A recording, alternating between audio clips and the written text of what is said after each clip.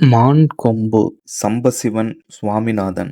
மான்கொம்பு சம்பசிவ சுவாமிநாதன் 1925ஆம் ஆண்டு தமிழ்நாட்டின் கும்பகோணத்தில் பிறந்தார். அப்போது இந்தியா உணவு குறைவால் பாதிக்கப்பட்டிருந்தது. சிறுவயதிலேயே அவர் பசியை ஒழிக்க வேண்டும் என்ற எண்ணத்தில் விவசாய அறிவியலை தேர்ந்தெடுத்தார். பின்னர் கேம்பிரிட்ஜ் பல்கலைக்கழகத்தில் மரபியல் மற்றும் தாவரப் பெருக்கம் தொடர்பான மேம்பட்ட ஆய்வுகளை மேற்கொண்டார். சுவாமிநாதன் அதிக விளைச்சல் தரும் கோதுமை மற்றும் அரிசி வகைகளை உருவாக்கினார். பாரம்பரிய அறிவியலையும் நவீன மரபியலையும் இணைத்து இந்தியாவின் பல்வேறு கால நிலைகளுக்கு ஏற்ற பயிர்களை உருவாக்கினார்.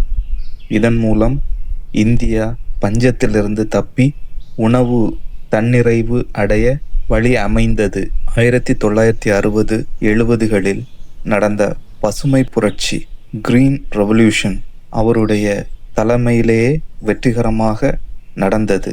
இதனால் கோடிக்கணக்கான மக்கள் பசியிலிருந்து காப்பாற்றப்பட்டார். 1987இல் அவர் உலக உணவு பரிசு வேர்ல்ட் ஃபுட் பிரைஸ் பெற்றார்.